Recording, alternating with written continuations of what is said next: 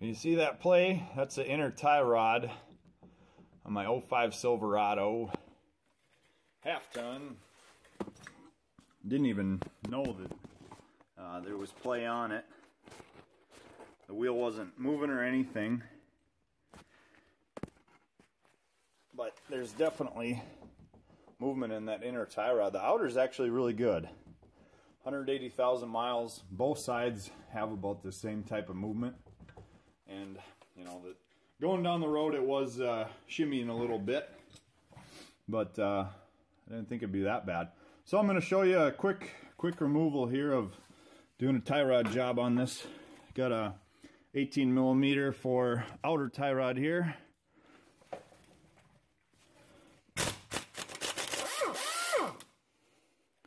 Yeah, they got an Allen wrench or a hex head on the outside, but you don't really need to hold that. You can just buzz off the nut. Comes right off.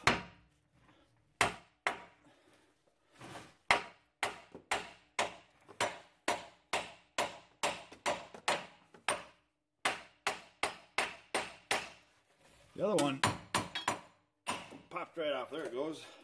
Special inner tie rod removal tool. PH50D.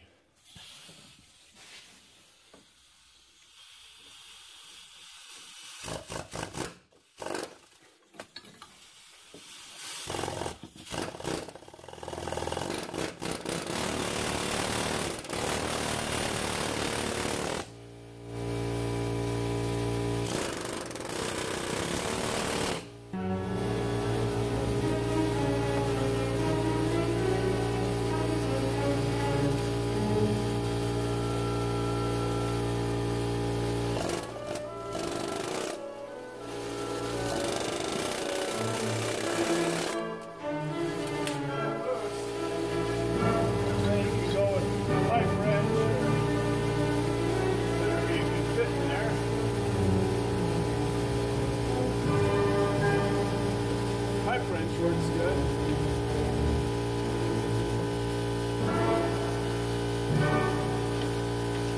Tried the other side to get it loose with like a pipe wrench or a channel lock.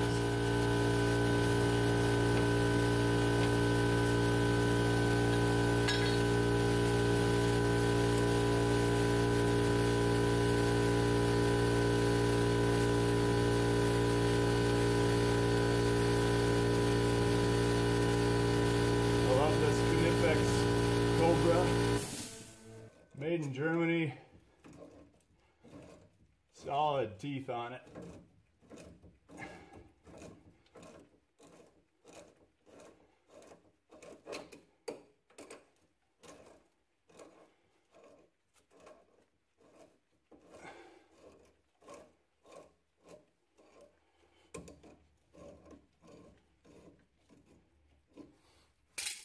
Kind of cool design on these. There's a grease zerk here, and the grease actually goes through the end of the bolt.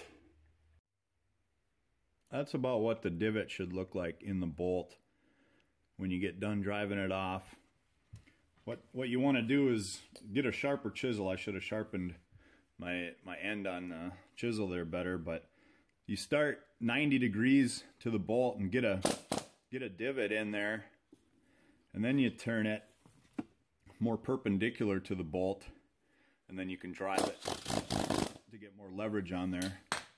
But that's kind of what you want it to look like. Didn't make that as graceful as I wanted it to, but it works.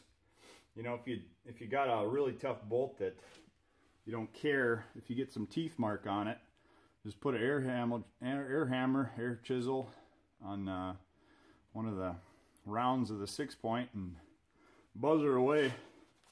It's worked really good for me in the past on real tough bolts, like say radiator fan clutches that, you know, if you're supposed to actually hold the clutch itself so it doesn't spin. Well, if you put an air hammer on there, it'll just buzz it off. So inner tie rod shouldn't be all that loosey-goosey like that, and you can see the play.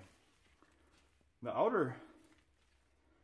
outer's actually seems pretty solid in it yet, surprisingly. It's probably been changed over the years because there's not, should there be another retaining nut on there to hold it where it's at.